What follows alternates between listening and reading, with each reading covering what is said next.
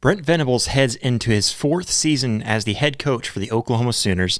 Most importantly, the second season into the SEC.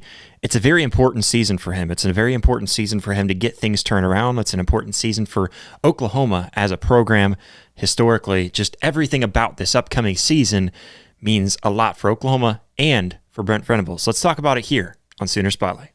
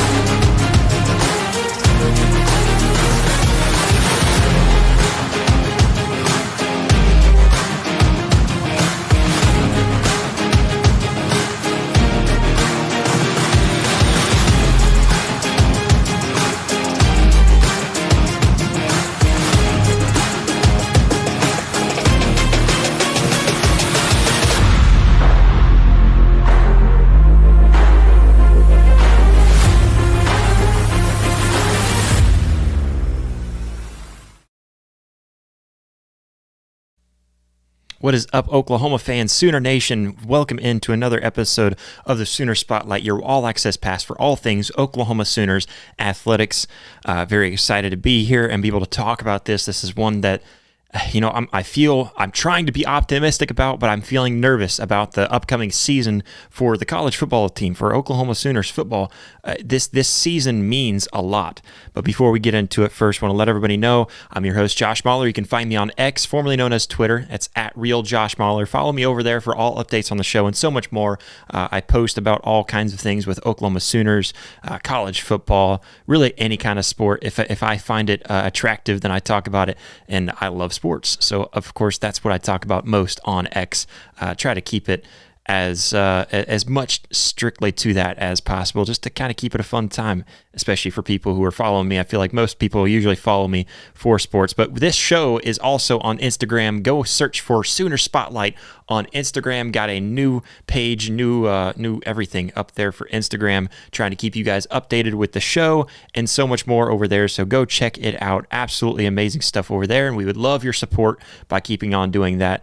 You can start with hitting that like button, hit that subscribe button, and you know what? If you would become a member today, you can click the link down in the description below to become a member for just $4.99 a month. And what this does is it helps us keep the lights on here and helps us keep on building a community. We want to do extra things for our community, for those who have become members. So what we're going to do is we're going to do all kinds of fun stuff. We've got a Road to Glory in EA Sports College Football 25 going on right now. We're doing some fun stuff with that. We want to be able to play with you guys. So if we get more people over there that want to play that with us, we'll do that, and we'll do that live. We also have specific member-only live shows that you'll only be able to catch if you're a member. All kinds of stuff to give back and say thanks to you who become our members, but we still keep everything completely free here on YouTube. All this stuff that you see normally is still going to be here. We're just giving you extra stuff over for our members only, the exclusive stuff specifically as a thank you to our members for helping us out.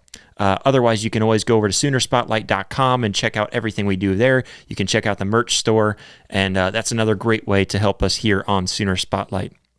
But let's go ahead and jump into it, because when we talk about Brent Venables and everything that's going on with this upcoming season, there's a lot we could talk about. There's a lot that we could look at and realize, hey, Brent Venables has a lot on his plate coming into this upcoming season. And when I really thought about it and dove into it, I thought, what better way to talk about his upcoming season than just to break it down and give a structured list of things that really need to be fixed. Some expectations from Brent Venables going into his fourth season as a head coach for the Oklahoma Sooners, and particularly into his second year in the SEC, which is huge for Oklahoma. Oklahoma really needs a bigger season in the second season in the SEC, because the first season, as we all know, it was atrocious. It was terrible. It is not a season that we would like to remember. It's a season we'd like to go ahead and just move on from. This upcoming season in the SEC, the fourth season for Oklahoma's head coach Brent Venables, is extremely important.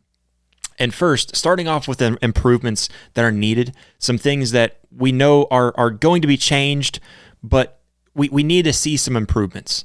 And obviously the one that stands out the most is offensive performance. It's hard not to put this one up front and first on the list, but offensive performance is obviously the one that we've got to stare right down the barrel and look at first. And specifically with the play calling and strategy when it comes to offensive play calling. This offense needs to become more dynamic and more consistent. After relieving Seth Luttrell from his duties, Brent Venables made changes with Joe John Finley and Kevin Johns stepping up into that role as offensive coordinator. Now, with Ben Arbuckle taking the offensive coordinator position, the Sooners need to bring a fresh approach to the offensive scheme, focusing on creativity and efficiency. That's what matters the most. The quarterback development is another one. I think this is one that, may go under the radar, but this is one that I think is extremely important because you've got some quarterbacks that are very important to this team. The quarterback position has been the biggest point of inconsistency this past season. We had to go from our starter over to our backup and back to the starter, and it never felt like we ever had any kind of consistency with that quarterback position. So this quarterback development is extremely important going into this second season in the SEC.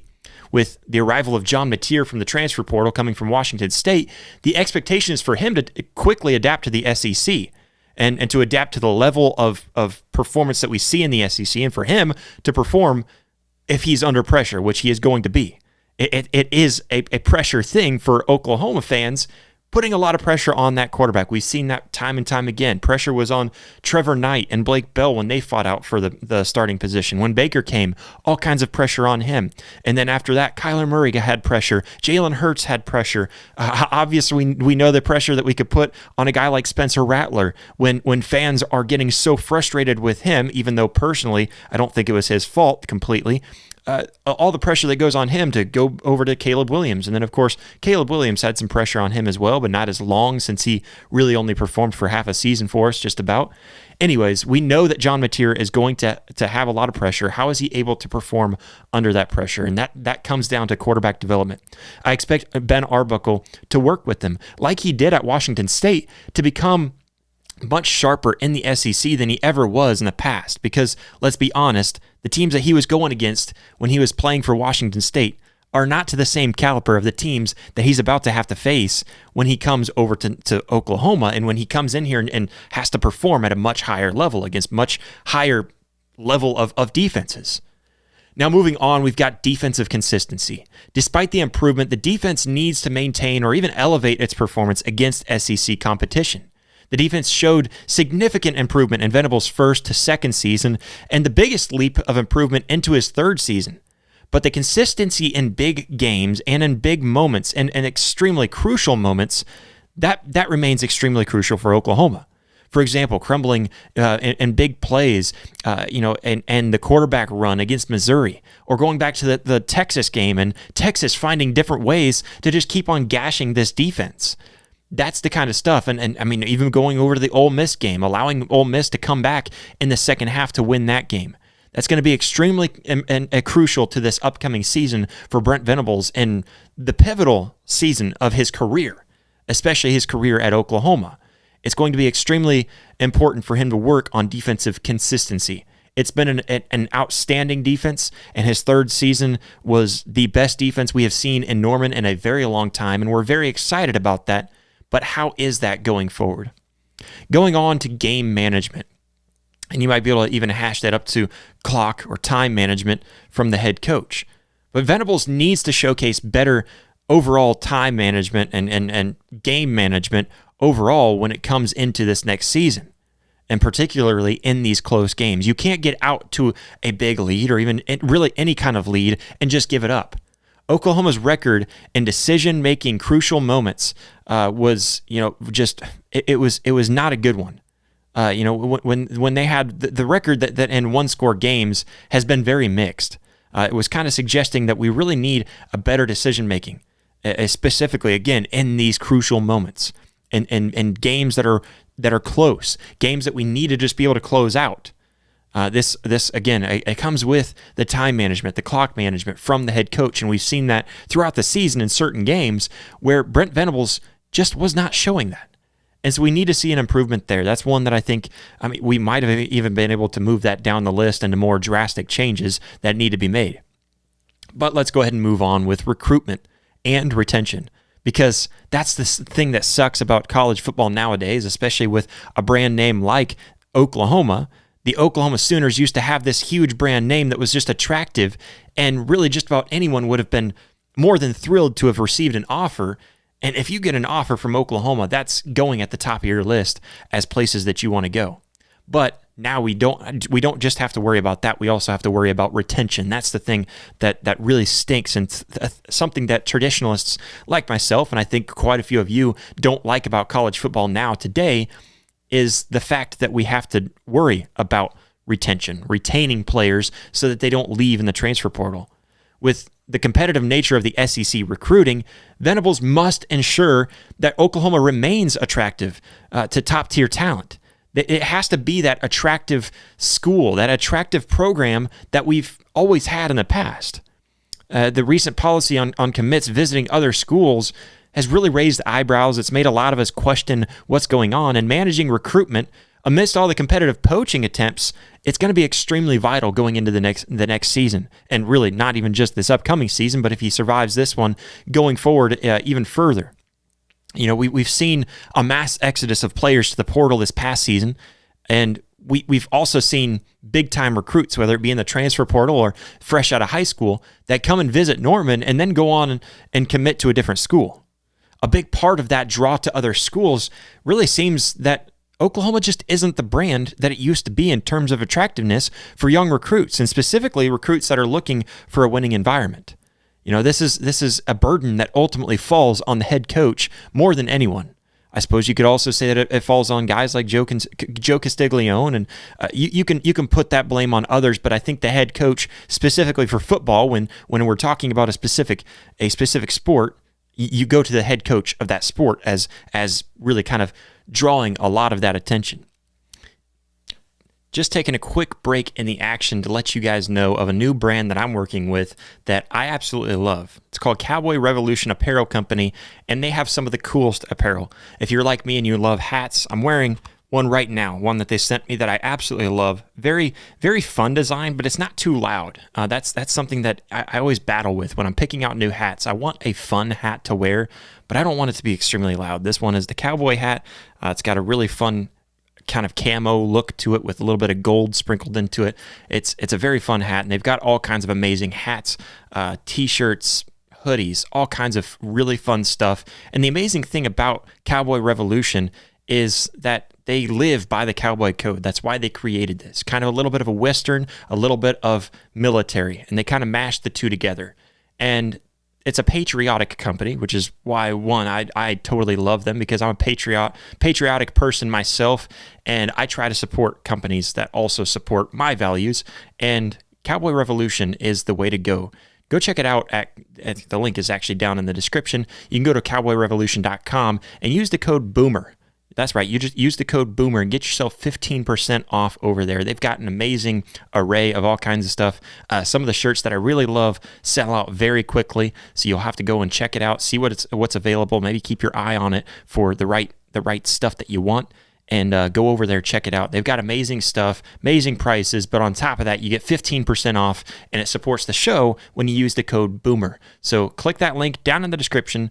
Go to cowboyrevolution.com and check out all that they've got there. Really fun hats, really cool hats. If you like rope hats, that's one of my favorite styles. They got a bunch of amazing stuff over there. Plus, it's a great company to go support. So use that code BOOMER for 15% off. Let's get back to the show.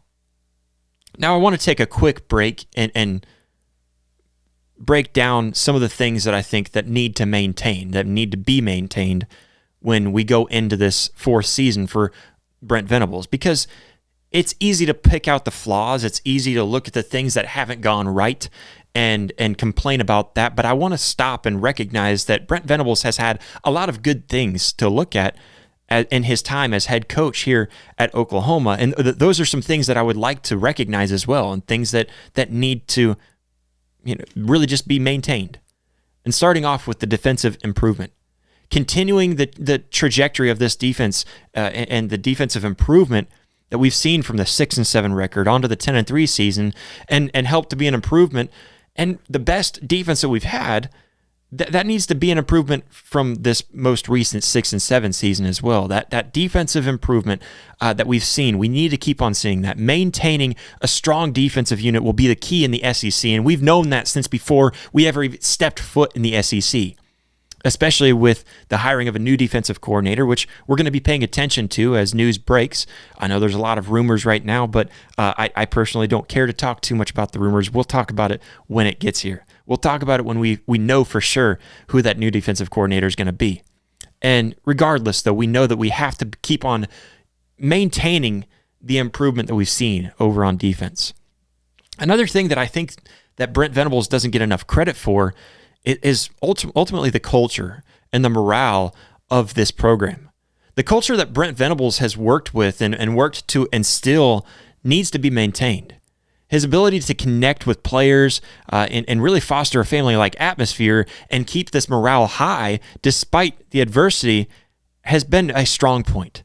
I mean, if you think about Brent Venables and what he's had with the communication that he's had with players, the relationship that he's had with his players that are currently on the roster, players that he's recruiting out of high school, and even transfer portal players that he's also trying to build up a relationship with, Brent Venables has an amazing relationship, and that goes into recruiting relationships as well. While recruitment strategies might need a little bit of tweaking, and we might want to do a little bit better in recruiting, some fans kind of call that out. The personal relationship aspect with recruits and their families, which Venables has emphasized, should remain a cornerstone of Oklahoma's recruitment approach and their process, because this is something between the culture and morale and overall recruiting relationships. This is something that Brent Venables has done an extremely good job of, whether you recognize it or not, whether you want to recognize it or not. He really has, and you can talk to any of his past or present or even future players, and they will all stand by Brent Venables and how great he is as a head coach with his relationships to his players and what he does there. Brent Venables, without a doubt, is one of the best coaches to play for in terms of the relationship that you have with him as a player, as a recruit, and what he does there with the morale that he's had with this team. The fact that we had guys still fighting hard and finding a way to beat Alabama in Norman on senior night, the way that we did, not just beating them, but just completely pummeling them to the ground, and they weren't able to do anything to stop the offense that was struggling all season long. And the defense, they couldn't get anywhere past Danny Stutzman. They couldn't get anywhere past Kip Lewis, Eli Bowen locking up one of the best wide receivers in all of college football. My point is, Brent Venables instilled a culture and a morale in this team to keep morale high. I guess that culture that he has there, it helped keep this team feeling like they stand a chance against anyone in the nation. And that's why games like that were here this past season. Now, going on to drastic changes that I think just are a must. There's things that have to be changed here at Oklahoma, things that have to be better moving forward, that us as fans know, Brent Venables knows, the players know, anyone in the program or anyone that has anything to do with the program, we know that there's drastic changes that need to be made, because we've had 2 6-6 regular seasons, 2 6-7 overall records in the past 3 years, going from 6-7 to 10-3 and looking up. And then, of course, everything that happened this past season leading on to another 6-7 season. That is unacceptable from Oklahoma as Oklahoma fans, and we understand that. Everyone knows that. Even Brent Venables knows that, hey, he's on the hot seat, and he gets that. He probably knows that more than any of us. So what are some of the changes that need to be made? We'll start off with the obvious one. Again, kind of similar to what we talked about before, but this offensive coordinator role. Brent Venables stepped away from the offense maybe a little too much this past season and kind of ignored the offense as if he just didn't care what was going on over there. The hiring of a new permanent offensive coordinator, it's going to be very pivotal in this upcoming season. The interim solutions have been kind of a stopgap, but a long-term fit who can adapt to the SEC's defensive prowess is absolutely necessary for offensive success. especially coming into this season. Is Ben Arbuckle the guy that could do it for Oklahoma? Only time will tell, and we know what we're hearing so far out of some of the practicing and not really practicing. We're going to kind of put that in quotations, more or less the workouts and things that we're seeing right now. A lot of hype around Ben Arbuckle, but is he the guy? Is he the guy that we're going to lean on? Is he the guy that's going to take this offense to a new height? Because if he does, just imagine how good Oklahoma can be if we just have some competency when it comes to offensive play. Moving on to the adaptation to the SEC competition. The transition from the Big 12 over to the SEC, it's highlighted areas where Oklahoma needs to really drastically elevate its game. We saw that this past season. This includes physicality. It includes the depth over on offense and defense. It hurt us more on offense this past season. It includes adapting to strategies to counter the SEC defenses and even their offenses. This seems to have been the biggest struggle for Oklahoma's first season in the SEC, is adapting to the SEC competition. I don't think we gave it the credit that it really deserved. The fact that the SEC really is the greatest conference in the nation. I mean, you can argue that the Big Ten is just as good. I won't argue with you. But ultimately, the SEC is and has been for quite some time one of the toughest conferences to play in, and not even just in football, in many sports, but specifically in football, one of the toughest, and we've got to find a way to adapt to that SEC schedule, especially with the schedule that Oklahoma was given for the first 2 seasons. It's going to be very tough, and we're going to have to find a way to do that here in the upcoming season. Going on with public perception and pressure management, this is something that I think Brent Venables does a pretty good job of. I think, personally, I like what I hear from Brent Venables when he's up at the podium. I like what I hear from him when he's on the weekly shows, on the radio, whatever it might be. I personally appreciate Brent Venables, but obviously the fans just don't really like the public perception of what they're seeing in the team as a whole, and specifically going even further as of why there's injuries that seem to last all season until they can move on and go off to a new team. All of a sudden they're healthy. And there was a lot of drama with that, specifically this past offseason, and I understand that.